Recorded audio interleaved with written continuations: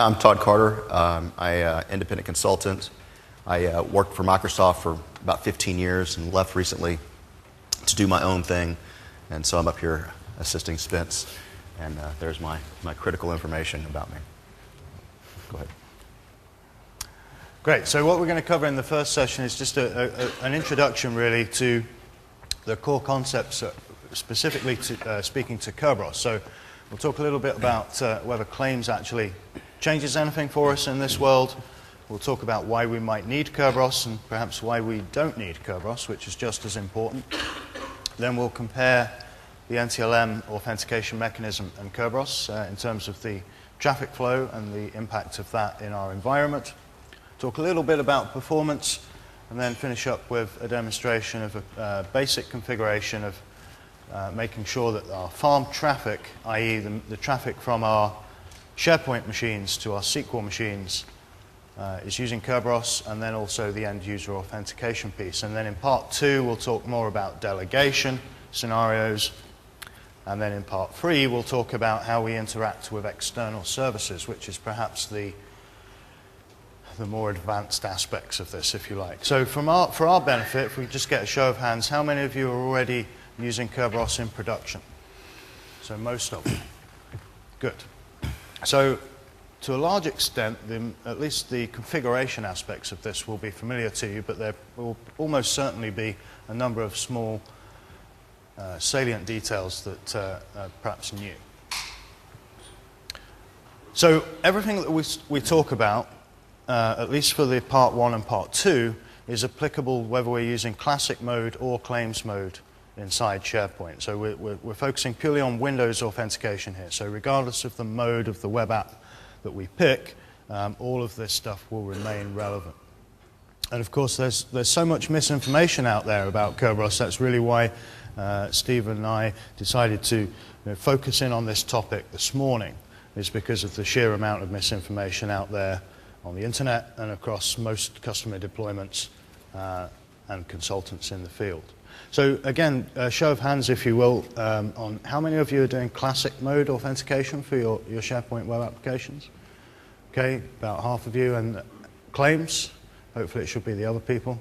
If you put your hand up twice, then, you know. Okay, that's good. And we can get into a discussion of, which one is most appropriate and what the pros and cons are a little later. Okay, so the first thing we need to address is the misconception that with claims-based authentication, that gives many people the impression that Kerberos has gone away or is no longer something that we need to think about. And the answer to this is pretty simple. See that? That's wonderful, that, isn't it? That took hours to do that animation. It's impressive. It's impressive. This is what happens when you become an MCA, right? You do animations and smart art and graded colors and shadows and things like that. Yeah.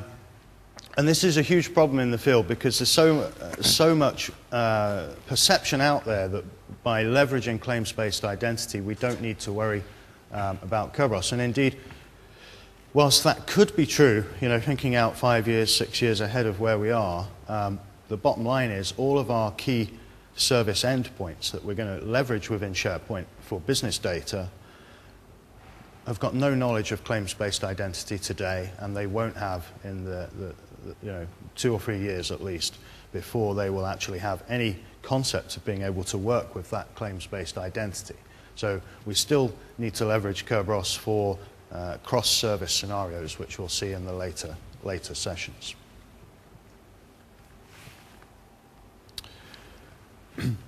Of course, if we're doing Windows claims, that still means that we're doing Windows authentication. So the claims provider is simply wrapping Windows authentication via the STS in SharePoint to present to SharePoint inside the SharePoint subsystem a claims-based representation of the Windows identity. But the user is still signing in using Windows authentication. So that potentially could be Kerberos, and we'll talk about the reasons why we might choose that in a little bit. But this is still our, there's no change to how the authentication subsystem works in Windows claims. Okay, so the STS does not perform authentication. It simply hands off requests to an authentication mechanism to perform authentication on its behalf, and then presents back into SharePoint a claims representation of the user. So that's a key consideration for any deployment, to understand that the STS in SharePoint is not actually providing any authentication services whatsoever. It's just simply a broker for the authentication. Now, what Claims does provide us with is an easier, much simpler way of being able to talk across different product boundaries, but also, more importantly today, across organizational boundaries. So if we want to integrate with Office 365 and have a hybrid environment, or even if we want to do very basic things in terms of sign-in across different environments, that's where Claims, today at least, really has value. And of course, there's many functional constraints with claims-based authentication inside the SharePoint product stack. So there's a few things listed on the slide here. Elements of the user profile service application don't support claims identity, and then some of the BI capabilities, performance point, power pivot, and mobile views, those kind of things will either not work at all in the case of something like power pivot and performance point, or have significantly limited functionality when we're in claims mode. And furthermore, if we move away from Windows claims and we start talking about SAML claims, or what the product uses in the UI to call this is trusted provider claims, again, there's additional functional constraints. So, this is a key decision for us. For those of you who raised your hands that saying you were using claims, another show of hands. How many of you have hit functional constraints with that decision? Yeah, so a couple of you, a few of you, yeah. So it's a key consideration, a planning consideration, if you like, in terms of that choice. You're taking the benefits of being able to leverage the claims-based identity, but you also have to understand the limitations in terms of what we can do in the product there. And of course, as I mentioned earlier, there's so many services external to SharePoint that today don't understand the claims identity. The best example, of course, is SQL Server. You may have heard of a recent release of SQL Server. As far as the database and analysis services capabilities in that release, the 2012 release, neither of those are claims aware, and so we cannot leverage our claims identity across those products, and that will be the case for at least another version. Yeah, I think Windows 8 is the first release that will actually be claims-based, and so then Microsoft will actually have another release cycle of products, so whatever that may be, SQL R2 2015, or, yeah. Yes, it'll be an R2, R3 maybe. So. Okay, so let's talk about why we might need Kerberos, and there should be a capital K there, but anyway, doesn't matter. We also say, I'll say Kerberos. How will you say it, Todd? Kerberos. Yeah, okay. Excellent. So that's how you pronounce it, as opposed to the alternative. So there's three main reasons why you might need it, and these are definitely not in order. Okay, and usually it's going to be a combination of one or more of these things. So the first one is security, and this is quite difficult to pin down, right? Because security as a statement doesn't mean anything, right? There's no such thing as a secure farm or a secure deployment. There's degrees of security, and many of the reasons that this is promoted are a little false. But they are prevalent in the industry. So the first one is we want to make sure that the traffic between servers in the farm, or indeed across farms, is secured using Kerberos. So every time we make a connection to the content databases, to the service application databases, and so on, by default in the farm, as we've seen up till now in the demonstrations, that's using NTLM. So from a security policy perspective, there might be a policy in the organization or in the vertical that we're working with that dictates that that type of traffic should be more secure and therefore Kerberos.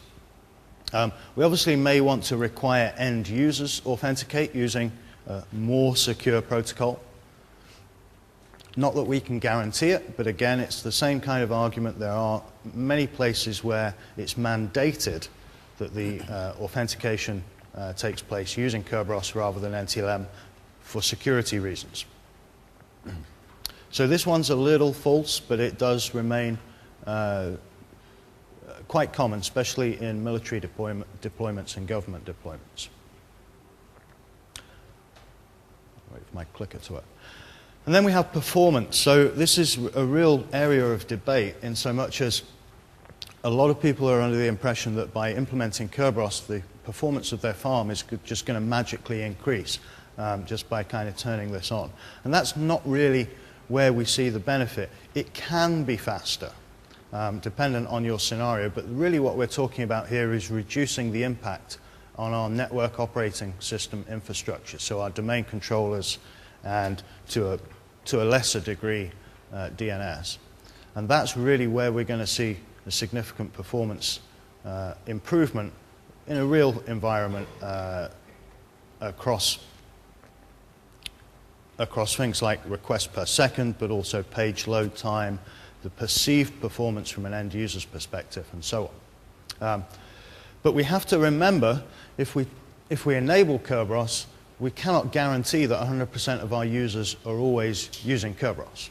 So you need to take this with a fairly large pinch of salt and understand that you're never going to be in a situation where, well, almost certainly you're not going to be in a situation where you can guarantee that all end user authentication is actually using Kerberos anyway.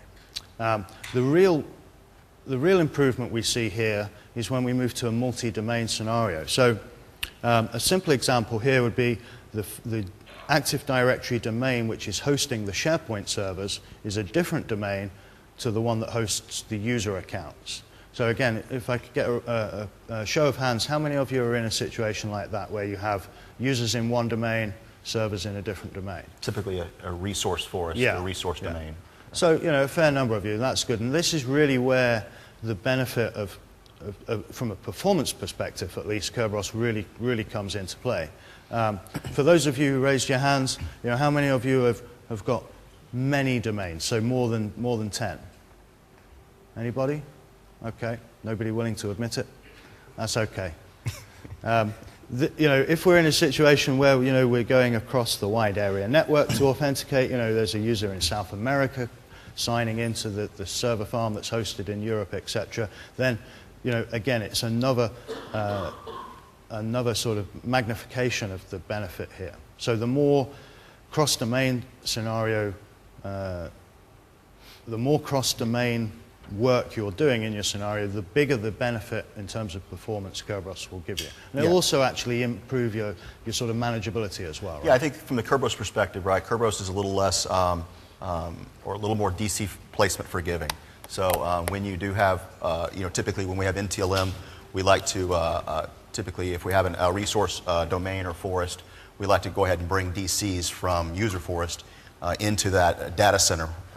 So for communications to make it as fast as possible. Kerberos actually is a little more forgiving that nature because we're actually, we flush out, find the KDC, we send that ticket down to the client, and the client can then keep presenting that ticket over and over again without actually, because there's that implicit trust, they can go ahead and keep presenting that ticket, so we don't have to keep hitting the DC over and over again. So that's, the tax you pay on that is clearly a larger ticket than the NTLM header, which I guess we'll talk about a little bit later, but the NTLM auth basically is about 50 to 60, 70 bytes sometimes. So your request going over to the server is going to be much smaller, that's so that the DC placements, if something that you can't control, then Kerberos is probably something you definitely want to take a look at. And one other point is, I've had some customers that believe they have Kerberos, they've configured Kerberos, but they didn't ever actually do the check on the wire to see if it's actually being used. And again, it's forgiving in that regard, so we'll use a negotiate that we'll talk about a little bit later. They'll actually fall back to NTLM. So those that you raised your hands and said, yeah, we're using Kerberos, I would encourage you to validate that, because I went to a customer recently that 30,000 users, they were using Kerberos until we... For the one admin guy, right? We literally, actually what we do is try to set up delegation, and of course that won't work until we have Kerberos working first, and so they were a little disappointed in that regard. So. Yeah, so whilst it's sort of on the slide, it's put in the bucket of performance, it's also a key architectural consideration, if you will, in terms of addressing the location of user logon domain controllers. And in many organizations, especially if there's a proliferation of domains or forests, we're in a situation how many of you were in the user profile session yesterday? Fair few of you, yeah. So we spoke a little bit about that scenario yesterday evening, whereby we have to understand the health of our Active Directory, and we need to be worried if we're going into an engagement and we're in an organization that's got 200 domains and so on. It's going to be very difficult for us as part of a SharePoint project to impact improvement in that infrastructure purely for the purposes of deploying a SharePoint farm. And so by implementing Kerberos, we can kind of provide, give ourselves a bit of leeway there. It's not meaning that we don't need to do that rationalization, is the sort of polite word for it, kill all those domains that we don't need and so on. So this can help bridge the gap for us. So it's not, it's not really performance there. It's a manageability, operational characteristic. And nobody designs for 200 domains or for us. It's usually merger and acquisition that cause that to grow. Well, I do actually know a couple of AD people that deliberately, make it more complex, because it makes the Visio. Visio. Not sitting here. No. It makes the Visio look good, right? If you've got it lots does, of, lots of triangles. Oh, sexy Visio. Yeah. Put a couple of clouds in and be good. So the last one, which is perhaps the one that's of most interest to us, is in terms of functionality. There's numerous scenarios where we're going to require delegation, or what's commonly referred to as something that addresses the double hop problem. And double hop is somewhat of a misnomer, because it should be more than one hop, or n+1. We can obviously have multiple hops, but the common example that's used in SharePoint where we're going to cross a machine boundary is the RSS viewer.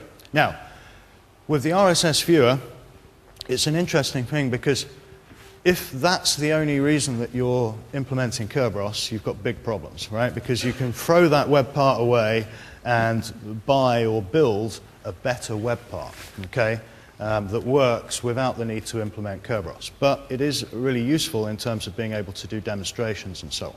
Hopefully nobody's doing it just for that one web part. And there's a lot of misinformation about this particular web part, mainly because of the error messages it presents to us, kind of steer us in the wrong direction. And we'll spend a little bit of time in the demonstration, hopefully, walking through those. But more importantly is the more advanced scenarios where if we have any service application and we want to be able to use that service application to surface data from external to SharePoint systems, whether that be SQL Server, analysis services, some custom line of business system, some external web service maybe that doesn't support claims, authentication, and so on. So the example on the slide there is Excel services, but really it's any service application. BDC is another example of something where, whilst we don't leverage the plumbing infrastructure, we could choose two approaches, basically. We could use the secure store service to replay credentials on our behalf, or we could simply configure Kerberos delegation, and then we don't have to store any credentials, depending, of course, on what back-end system we're talking to. So there's any number of examples here. Really, it's going to be a combination of probably at least two of these, usually all three, but mainly performance, operations, and functionality. How many of you here, for those of who are already doing Kerberos, how many of you are doing it for functionality reasons? Nobody? How many of you are doing it for performance reasons? Yeah, there's got to be some people raising their hands from the question earlier. So, and how many are doing it for security reasons?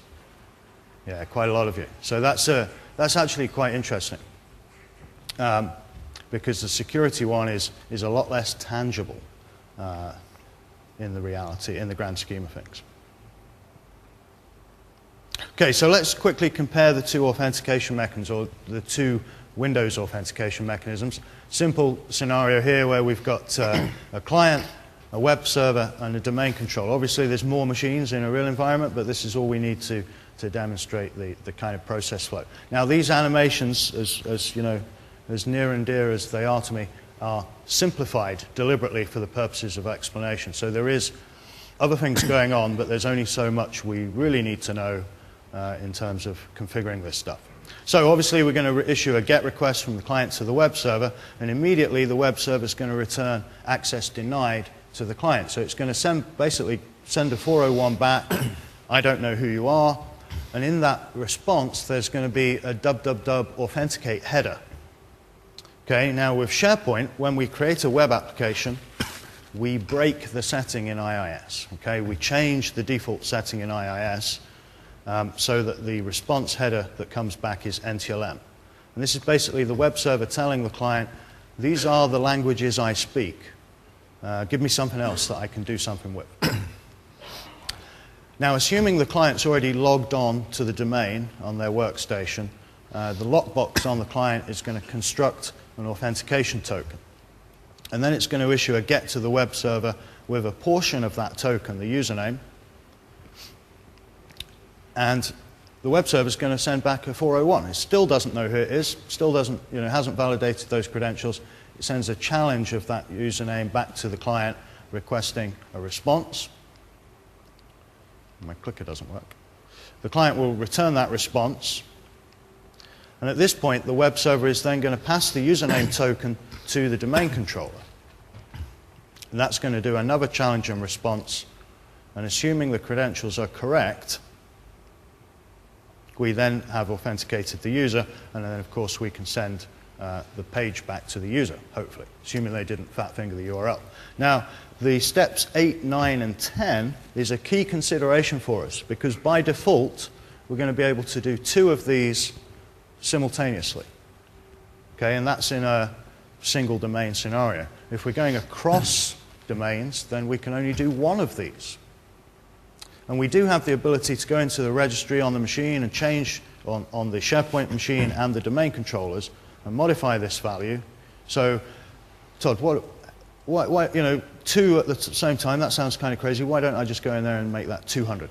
Yeah, so great question. So two reasons potentially. One is you have to have a hotfix.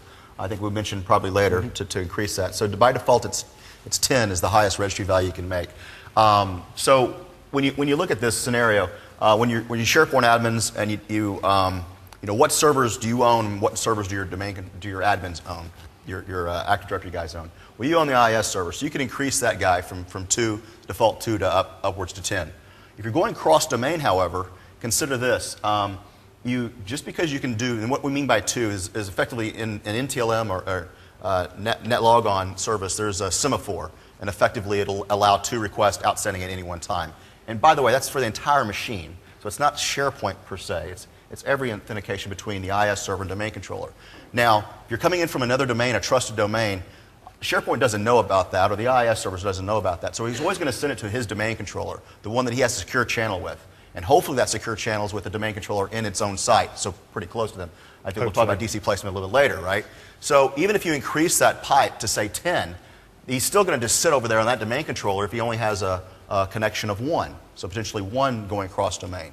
So you're just moving the problem, if you will, right? So no point building a larger road to something that's going to funnel down into one lane.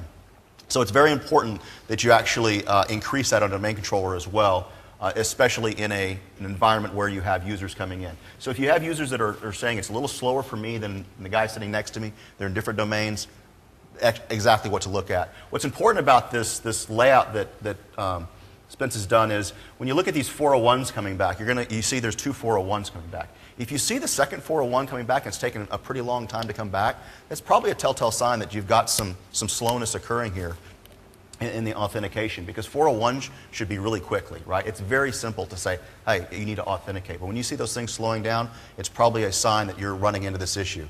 Another thing is we have perf counters now.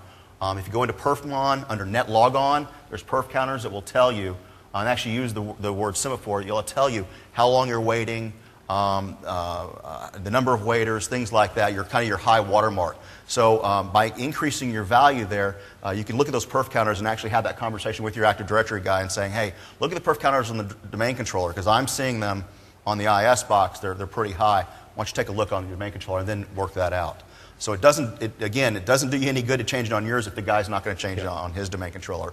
And keep in mind, too, you want when you negotiate this, since it is a negotiation, you want to negotiate it on all domain controllers because you don't know what you'll potentially have a secure channel with, right? That can potentially float around. Every time you reboot the box, potentially would float to another server, as well as the domain controller itself. When it gets rebooted, you would then renegotiate a secure channel somewhere. So you want to make sure that you, A, have a secure channel with the server you believe you have it for, and B, you want to make sure that, that the settings are set on those servers are potentially a secure channel server that you would have.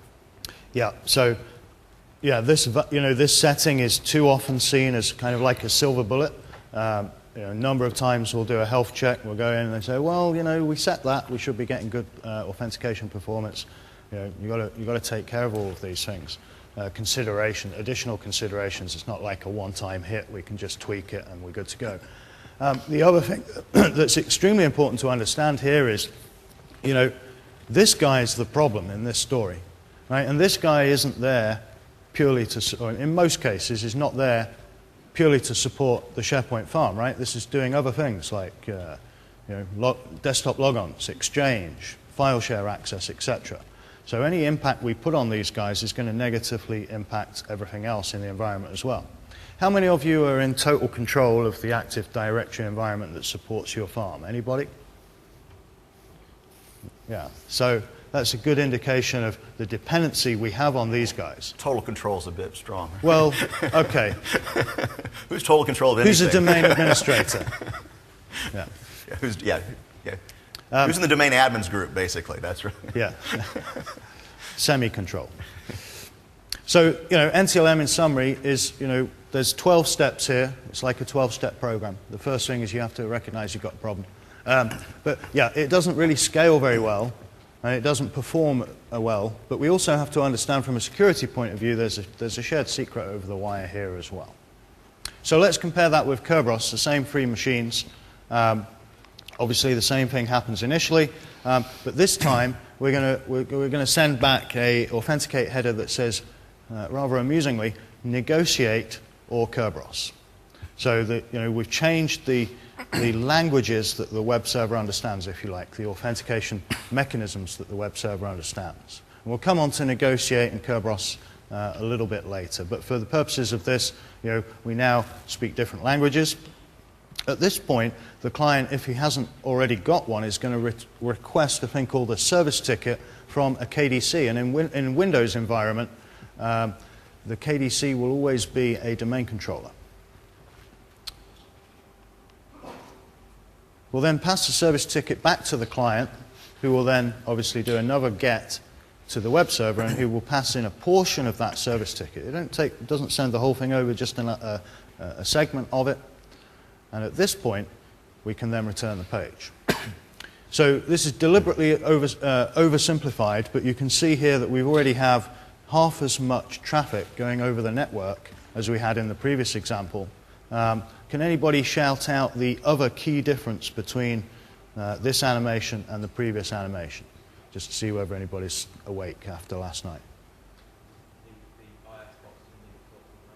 Yeah, exactly. So under for the scenario of end-user authentication, our SharePoint machines are never talking to the domain controllers. So that whole conversation we had about max concurrent API just now is pretty much irrelevant because there is no authentication happening between those 2 machines. Once we have that service ticket as well, following requests are not going to be, assuming we configure the farm properly, are not going to require re-authentication. So for a period of time, for the lifetime of that service ticket, which is configurable by us in the environment, we will avoid those steps. Yeah, I think by policy, by default, it's 10 hours.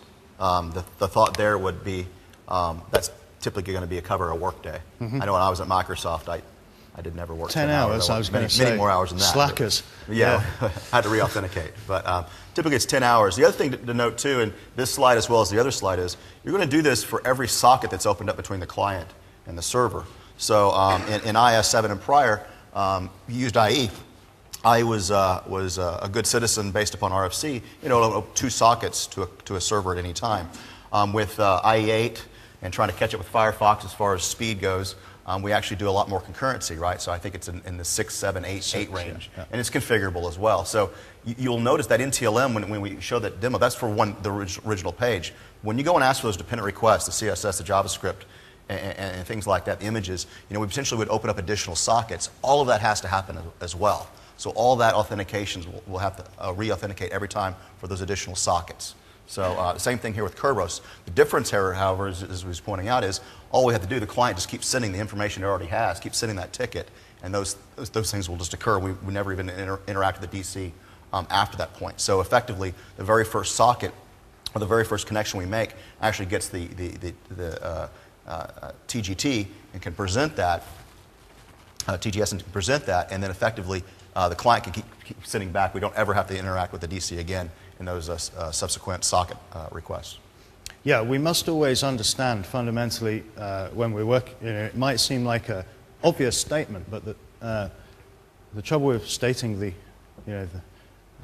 obvious is it's nowhere near obvious enough, right? We have to remember that HTTP is a sessionless protocol, and all of the things that we do within the web server to mimic the ability of, or the idea of sessions is a mask, is a masquerade, right? So that impacts us pretty significantly here. So this slide just summarizes some other differences between the two. Don't want to spend too long on this. How many of you are still dealing with NT4? Anybody? Anybody in the banking industry here? Okay. If you ever walk up to an ATM and it's running NT4, walk away, basically. Go down the street to the next one. It's quite amusing when they blue screened. But this is actually a key consideration because there are a lot of corporations that still have NT4 on the desktop, right? It's not I'm joking about it, but it's actually pretty common. It's quite difficult to move, especially if you have a lot of legacy line of business applications that rely on that application. Same thing with the web browser as well.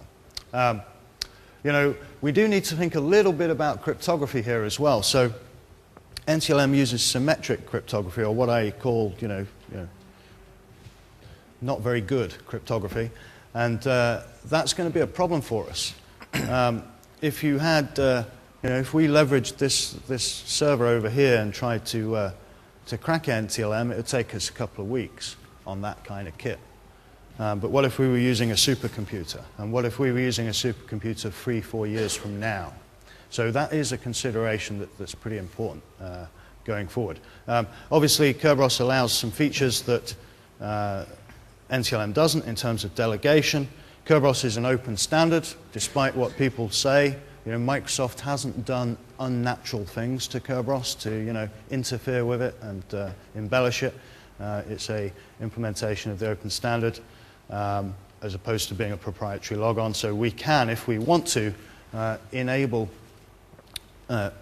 cross-environment or heterogeneous environment delegation chains. And indeed, Kerberos is actually the world's first implementation of a claims-based authentication system. And it's been around for 10 years or so. So this is really just to summarize those kind of things. So in terms of performance, we need to spend a bit more time on performance. We kind of spend the whole session on it, but it is very important. We can achieve more requests per second when we implement Kerberos because of the sheer the reduction in the number of authentication round trips. Not just the overall traffic over the network, but the number of times we're doing it, as Todd alluded to, with the different resources and so on. But if we just go turn it on, we're actually going to get significantly worse performance than we had before. If we just go in, configure Kerberos, think we're done, we're actually going to get worse performance. So it's really about, again, the reduction of the impact on the domain controllers, but we also need to consider the usage patterns, the usage scenario of our application. So, for example, if we're in a situation where our end users, they come in the morning, 9:30, 10 o'clock maybe, 11:30 if they're Microsoft developers, and they come in, they sit down at their workstation, they log in, they go to the home page of the portal, spend a couple of minutes looking at that, nothing's happening today, Steve B's still at the company, etc. Then, then they go surf Facebook for the rest of the day, right? Then that's a small user session you're not going to get the benefit, or you're not going to get this significant benefit in terms of performance. However, if the user's logging on and they're spending 2-3 hours working with forms and browsing content, opening documents and so on, then it's going to, then you're going to get the bang for the buck here. So you have to consider the usage profile of your deployment. And that's a general statement. Just forget security and authentication for a moment, but not understanding how users are actually using the environment from a technical perspective is perhaps our biggest problem in the field in terms of understanding how many servers we need, what resources they need, etc. And it plays in here significantly.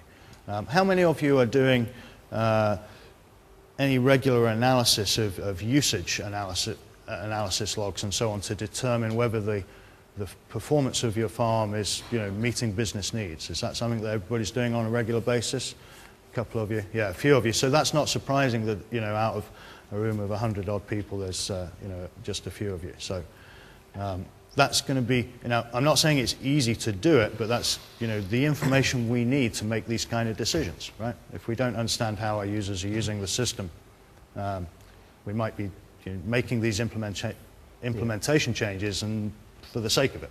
Yeah, sometimes we just don't ask the right questions. It's, as consultants, right? We go in and you don't ask the right questions. You don't ask and try to understand how the users are using the system. I like to ask customers about, when the system goes down or they have problems. I like to find out, well, how did you know to call me? How did you? And they say, well, our user started reporting it, right? You started reporting the issue, and so that tells me they don't really have much monitoring going on, or it's not working. So, it's fairly interesting. I've gone into many customer sites and look over folks' shoulders and see what pages they're on, right? If they're on the home page and things like that. But they have policy that pushes them to their intranet portal all the time. So every time they open up a web browser, especially with multiple tab web browsers now, potentially you could really be hitting the boxes quite heavily. So, sometimes it's not the user loves the site. Sometimes they're forced to navigate there anyway. So.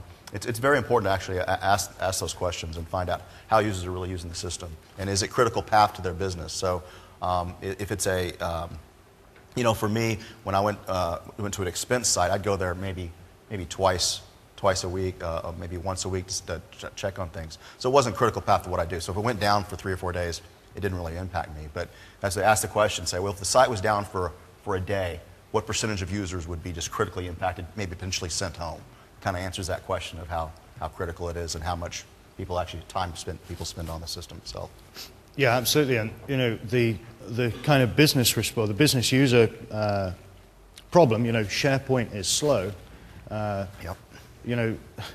Obviously that doesn't mean anything to us, right? And in many cases it's what we would term perceived poor performance. Because if we have a problem with authentication, we've got some misconfiguration somewhere, as far as the end user is concerned, the page is going to be slow to load. But the problem is, almost certainly not, well, hang on a minute, SharePoint we're talking about. Usually it's not a problem with SharePoint. It's usually something else that impacts that. Yeah, so slow is slow to who? Yeah. Slow when, and slow as compared to some other system. Yeah.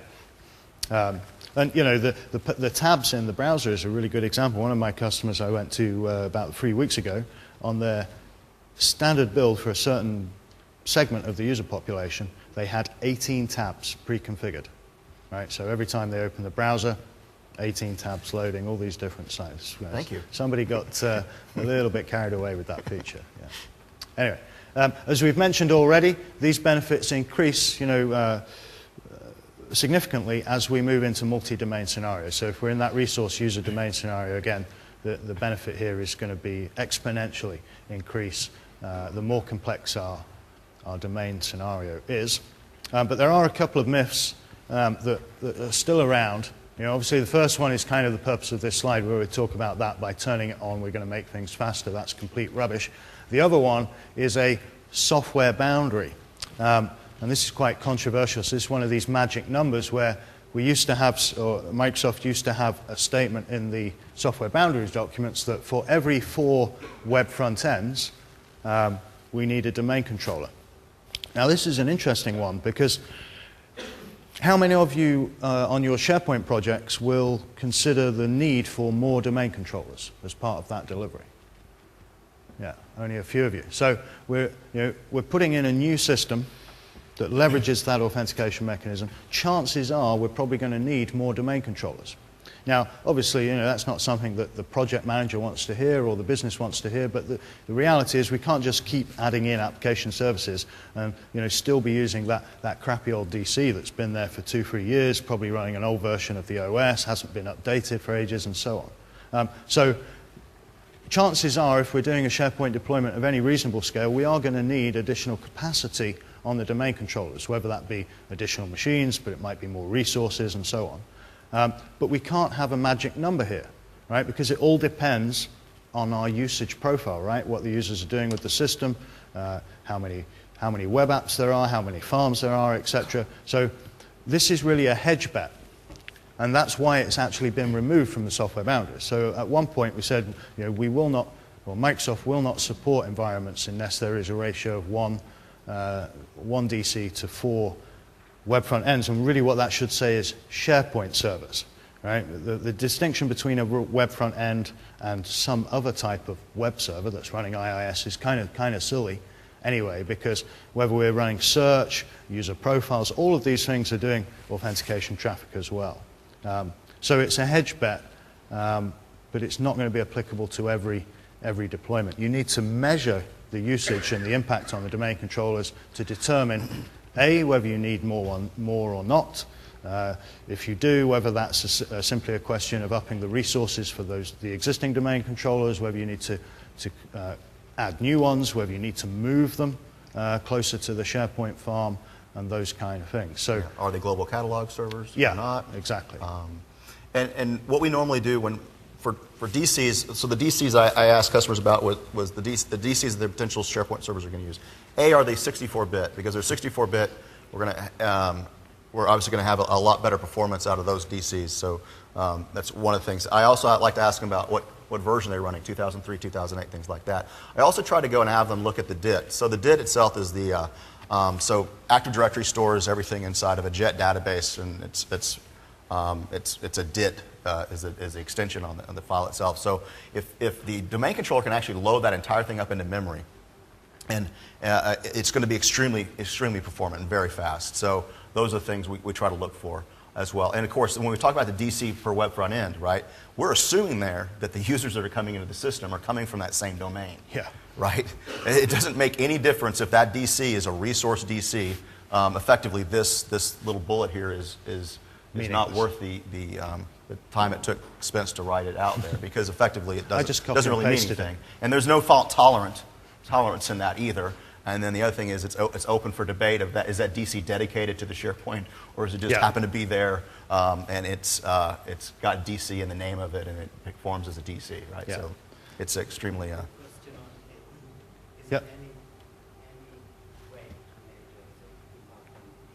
Yeah, so how do we figure out what we need? So there's a number of performance counters we can use to measure that authentication traffic. In terms of, we should be measuring on the IIS servers, or on the web servers, as I call them. Everybody else calls them a web front end. We can do the current authenticated connections. That's an IIS performance counter. And then on the domain controller, we have numerous counters related to the domain controller services on that machine. So we can record, authenticated sessions, which domain is which DC is actually servicing those requests, and so on. So it's actually pretty easy to measure this and get metrics there that can tell us whether we're in a reasonable whether we have reasonable performance characteristics. And it's just standard Windows performance counters that we're leveraging there. We don't have to do anything fancy to get that information. And so the reason for sort of highlighting this is these kind of statements are very dangerous, because they're speaking to quite a complex problem domain and trying to summarize a recommendation into a snappy little sentence that sounds good in technical documentation. And obviously there's much more to this than these kind of simple statements. It's good for driving traffic to your blog. Yeah, and it's also good for selling Windows Server licenses as well, right? Because if we have our SharePoint farm in a resource domain, we I don't know, have 37 servers, for example. There's no good reason to have that many machines in a SharePoint farm, but that's a different conversation. we'd obviously need quite a few domain controllers, but as Todd mentioned, there'd be no point if those were the DCs for the resource domain, because they're not doing any end-user authentication traffic anyway. So be very cautious when you see these kind of magic numbers, especially in respect to the authentication space. Okay, so a little comparison. This is not the machines over here, by the way. So the numbers are obviously a little lame, but just to give you an idea, this is a test using 2 web servers with 50% load on each machine. On my laptop, in fact, a little while back. So you can see here for our standard session, this is 5 minutes of usage using the Microsoft usage profile, which is, 50% collaboration, 5% info path, 2% SharePoint Designer, etc. You can see that NTLM is actually providing more requests per second than Kerberos, and the page response time is less. So NTLM is clearly winning out at this point. If we use the same usage profile and play that web test, and Steve and Ben will do a demonstration of web tests tomorrow, I believe, tomorrow morning. Or is that later today? It's today. Today. We can see that we replay the same usage profile for 20 minutes. That's the point at which Kerberos is starting to win out. And this is the kind of measurement that we need to be making in our environment to understand, whether we need it in the first place, and once we've configured it, whether we're actually getting the benefits that we expected. Now, in terms of this one, this doesn't mean that everybody is doing Kerberos, right? This means that the majority, in this particular case, the majority of users are doing Kerberos, but it deliberately configured the test to be real world in so much as a number of the test client machines were not able to do Kerberos. So it's a valid number even if they're low. Yeah, so the 2 measures we're looking at, requests per second is we're looking at here, and then of course the PRT was a page response time, and that assumes we're not caching anything. That's actually a request that's being authenticated, right? Yeah. So, and this again is perfect world, single domain, right? Clearly, if you have a multi-domain environment or users coming in from many domains or forests, for example, you're really, these numbers are going to be dramatically different. This is, again, single. This is the best case scenario, what you're looking at. Yeah. Okay, so we'll now talk about the configuration, how we set this up. First thing we need to think about is if we go ahead and configure things, and we're using Windows Server 2008, which of course we are with SharePoint 2010, because that's one of our prerequisites, IIS 7 out of the box will actually require the client to be re-authenticated with every request. This isn't true for NTLM. It's only true for Kerberos, which is kind of funny. It's kind of the wrong way around, but it's the way it is. So if we configure things... And not funny, haha. No. Funny weird. Yeah. Funny weird, yeah. Right? It's like the customer that tells you they're special, and you're like, you are, oh, yeah, just you not are. the kind of special you mean. Anyway, so this is going to result in a whole ton more of those 401s. So every time we go to a JavaScript, every time we go to a CSS, every time we go to different pages, different apps, etc., is going to increase that load. And so this is our default behavior out of the box. So we need to change the configuration in IIS. We have a meta-based configuration value called auth persist non-NTLM, which can help you in the bar later on this evening. And if we configure this to be true, then that'll sort this out for us. But this, of course, is a setting that SharePoint is completely unaware of, doesn't know anything about this. And just to demonstrate that, we have 2 different documents on this. The first one, the KB that's on the slide, is an IIS document. That's correct. The SharePoint documentation is wrong. Or less correct. No, wrong. So what's important here, the key is if you configure, those of you that raise your hands that have Kerberos, so the ones considering Kerberos, make sure this is set. Go back and validate this because this needs to be in lockstep with your configuration for Kerberos. So yeah. Don't do one without the other. It's unfortunate, but it's, again, a quick look at your IS logs would tell you if it's set or not. Absolutely, yeah. And this is something that really, you want to repeatedly validate as well. Every time we do Windows updates, etc., this is the kind of thing that you need to be, have a routine maintenance task that's checking that this is still the configuration as you expect. Adding a new web front end, for example, is a great way where one of them may have it and the others don't. There's just things that get missed. Yeah. So, and it doesn't hurt to rerun it even if it's already set. It's just setting the database stuff. So. Okay, so assuming we've done that, where do we need to configure things? So we have an option, and this is optional. Okay, so we don't need to do this, but we may want to make the connections from our SharePoint machines to the SQL Server databases leverage Kerberos. Now, it's not quite the same as the HTTP scenario that we saw for the animations, but there is, we're going to have a similar performance penalty when we're speaking to SQL Server. So it's quite a good tip, actually, if you do want to get a nice, easy win in terms of performance to your farm. You can configure the farm communications or the SQL communications to use Kerberos.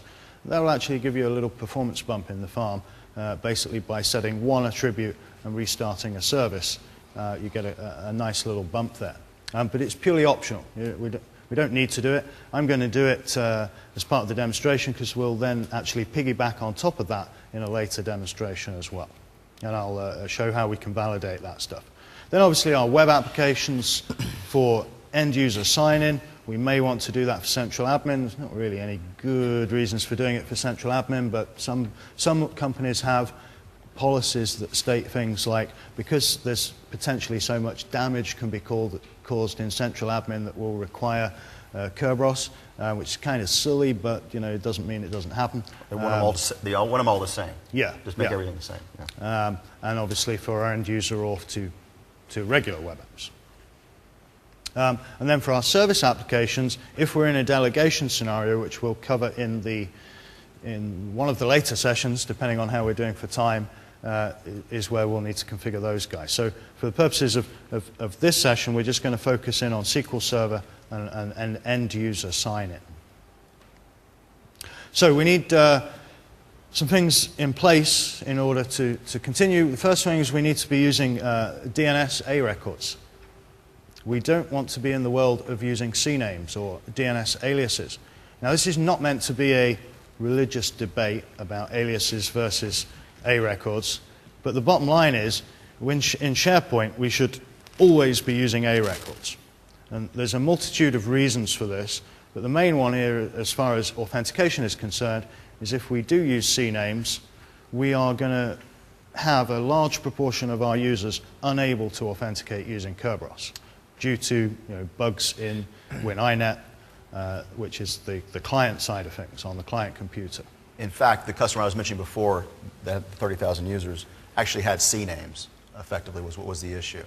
And so what happens when you have CNAMEs is we actually go and go back to the KDC asking for the actual, not the VIP or the alias, the CNAME itself, but actually what we resolve to. And effectively, we fail that lookup for the SPN.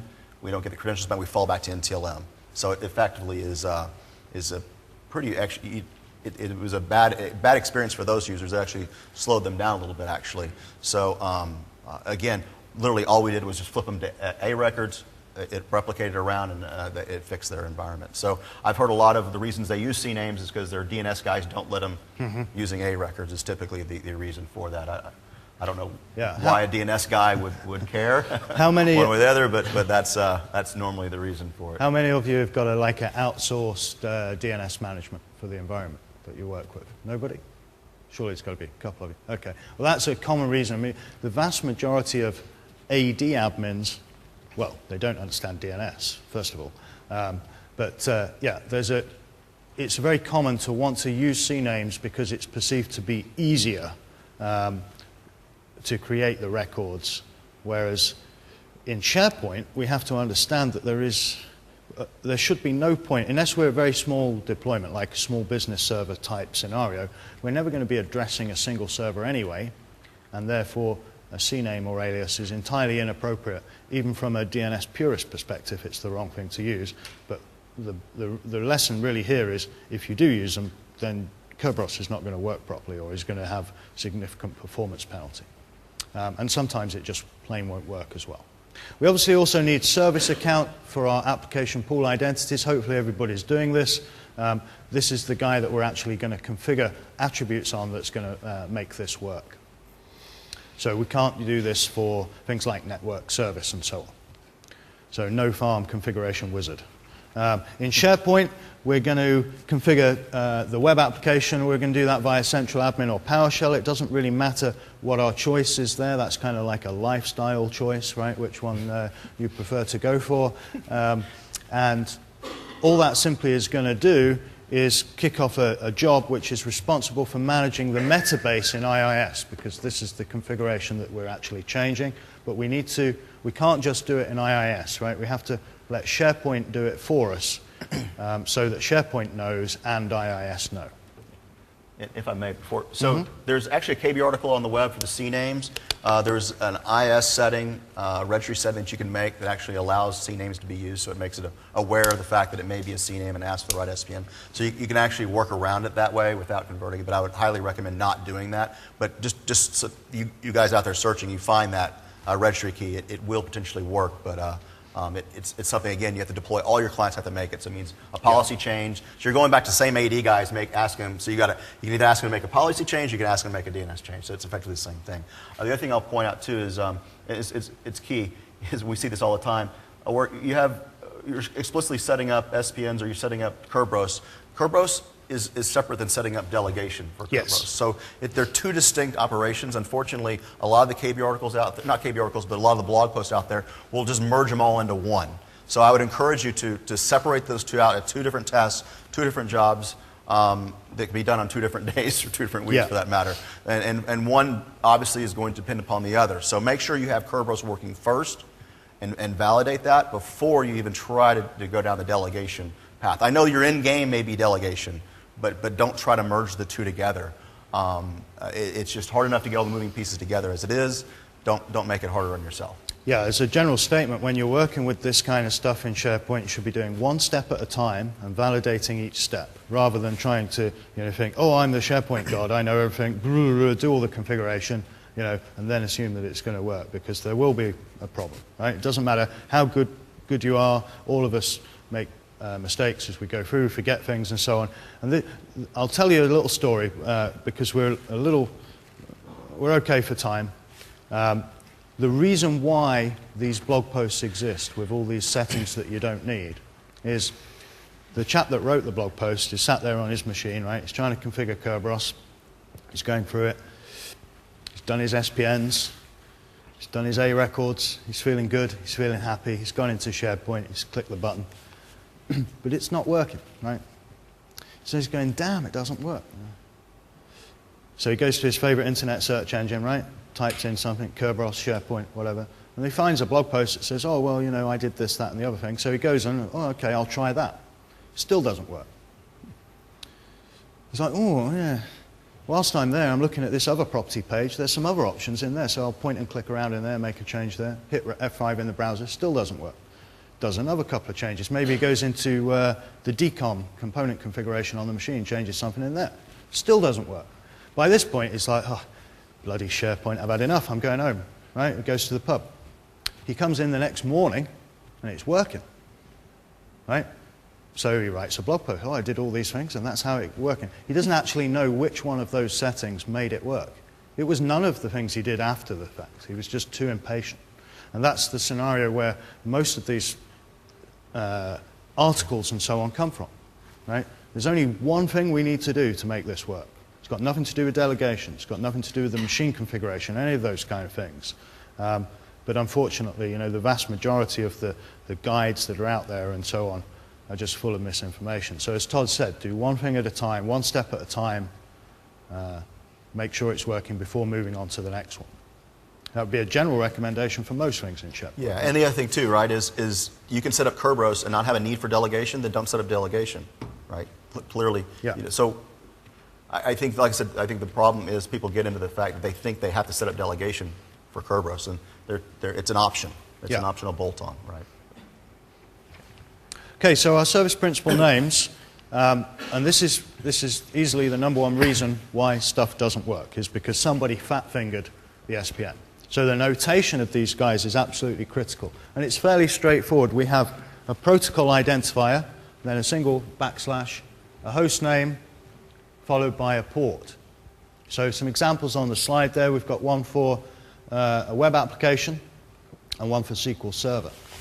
Now, that's two of the most common ones. There isn't a good page on Wikipedia or wherever, right, that references all of the different protocol identifiers and the different options there may be. Because the key thing to understand is it's up to the implementer of the service to define what the protocol identifier is and any additional formatting for things like SQL instances, browser service, and so on. So there isn't a good reference. You know, it doesn't exist. Windows, i.e. the Windows operating system, treats service principal names as case insensitive, as specified by the Kerberos specification. But what we want to try and do here is make sure that the SPNs configured on the account match the vast majority of what our clients are sending, because it's the client that's going to send the request initially.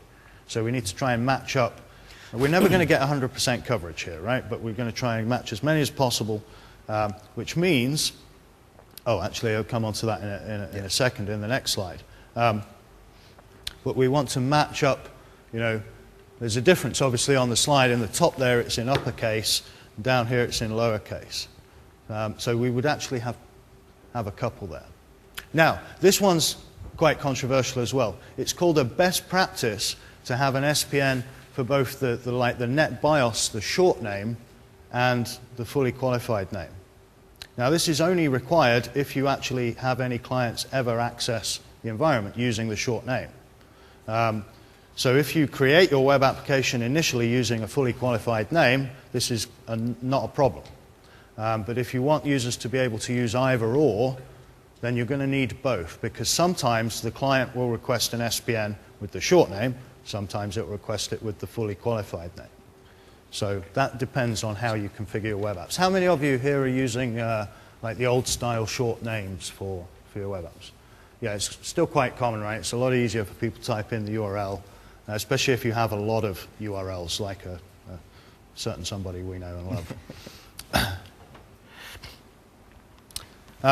Now, the port isn't required if we use default ports for HTTP. We should be using default ports for HTTP, so that's port 80. There isn't an SPN protocol identifier for SSL. It would just simply be HTTP :443. The client may be configured to include the port in the request, and that's the same KB that Todd referred to with respect to CNAME. So if you think about our example where we have a web app called intranet and we also have it extended on a different zone using a fully qualified name, we would end up there with these 4 SPNs which would cover all our bases and match, you know, all of the different SPN requests coming from clients in the environment. Just a step back, I think, before we have a couple minutes. The SPNs, does everybody know why, maybe why the SPNs are necessary, right?